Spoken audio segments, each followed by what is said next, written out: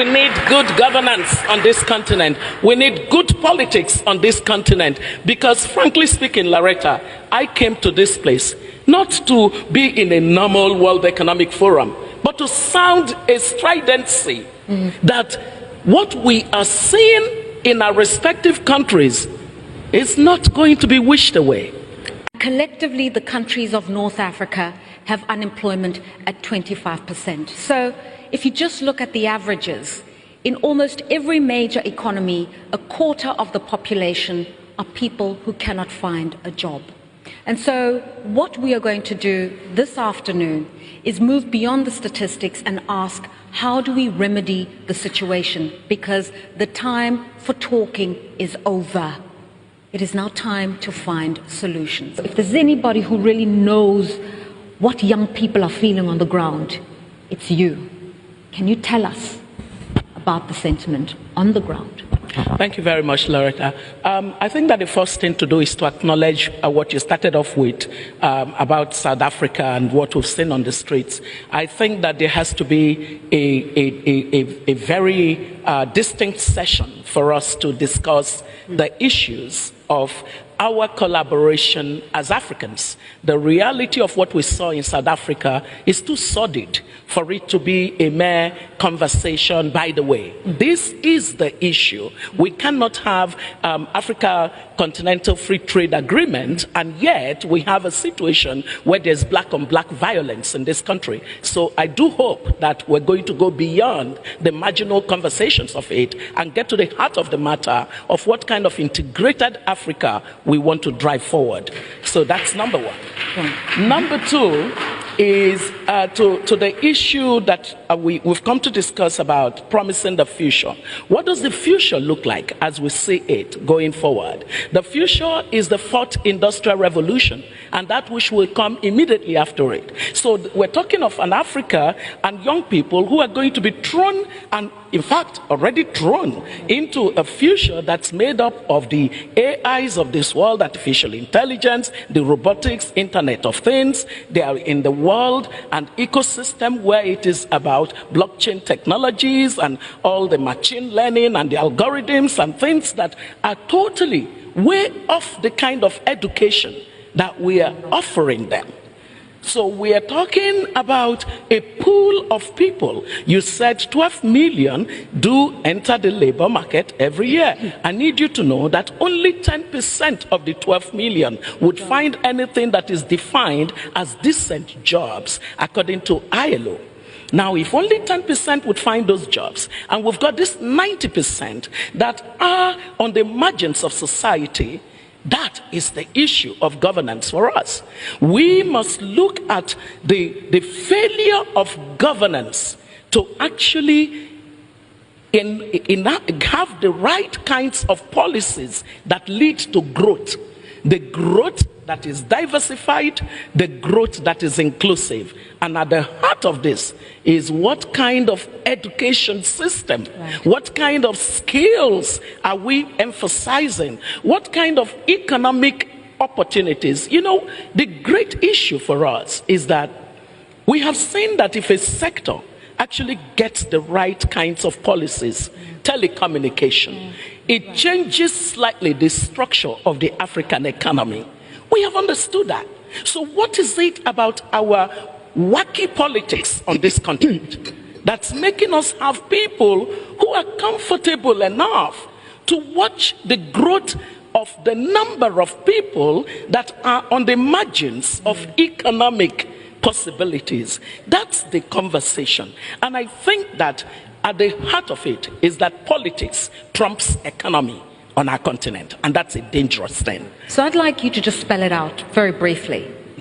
Are you saying that our politicians are counterproductive? Our politicians need to be put in a room and told that they have produced a miserable situation that is not worthy of the young people that hold them responsible for their fate.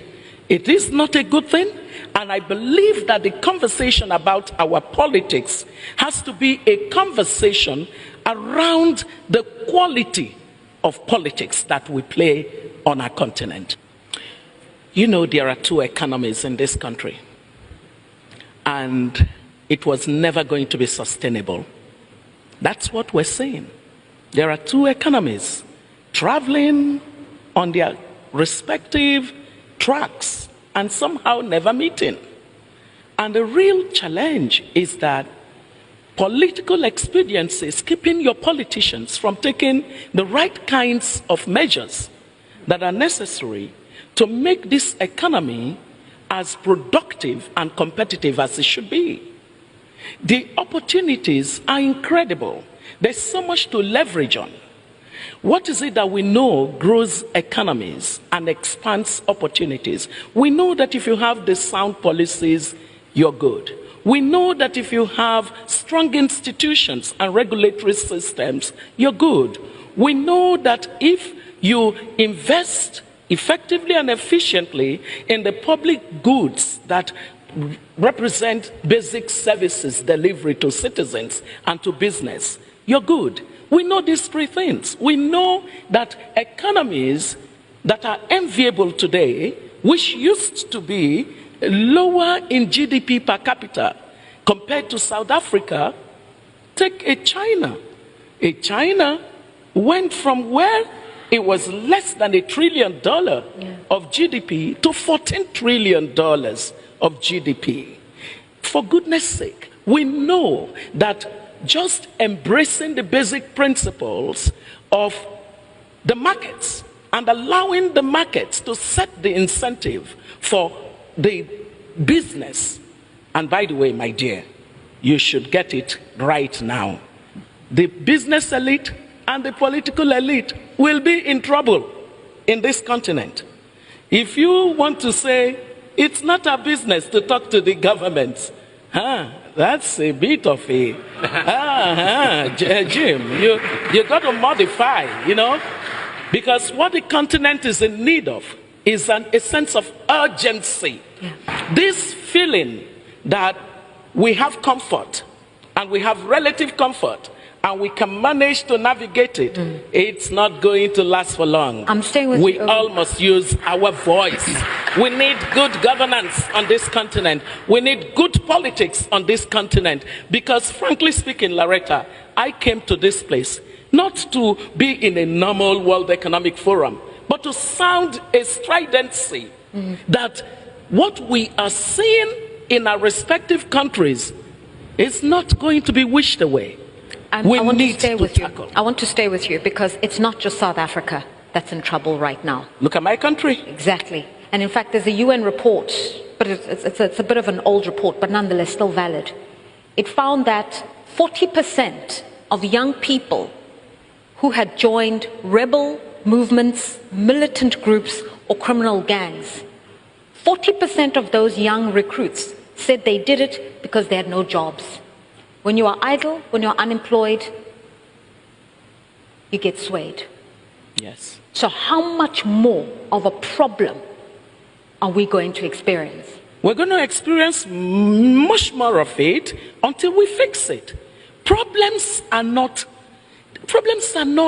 what do you call it? They're not rocket science. The good thing for Africa is that we actually find examples of countries and continents that have been down our path.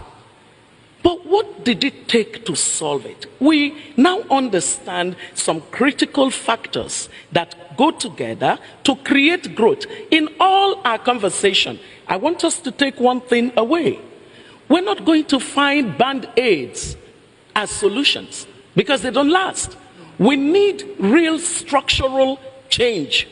Structural change of our economy, structural change of our political landscape.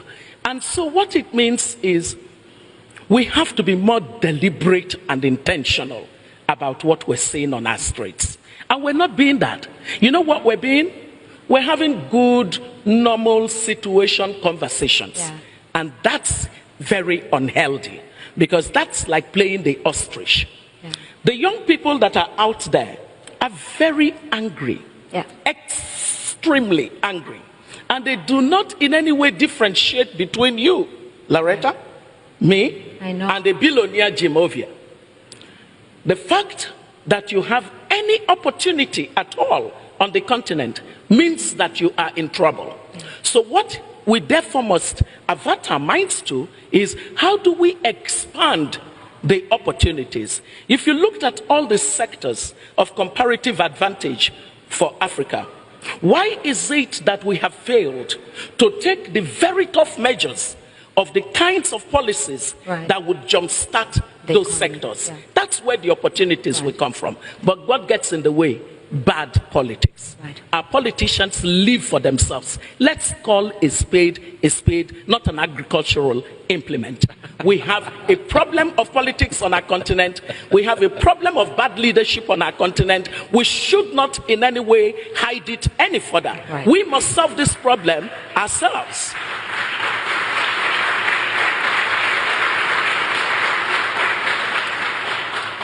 I think I need to say you're a former Minister of Education, so policy-wise, what needs to change?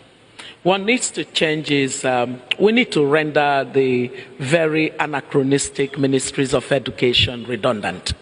A lot of what's going on is showing us that once you give a child basic literacy, education is now totally differently defined for the 21st century. And we need to upgrade our mindset to that. So change entirely, overhaul the education ministries across the continent. Take away these people who are still tied to the old ideas of the British education system, which they believe they are guardian angels for. We must overhaul that. Number two is we need to actually look at each of the sectors from where our opportunities can come and look at what it is that would make those sectors productive and competitive, and then invest our policies and our institutions and our investment into them. And then number three, we need to get this conversation around the social contract between the leaders, the political leadership of this continent, and the citizens, because we're operating a broken social contract. And that's why, instead of there being a conversation, we have conflict and friction.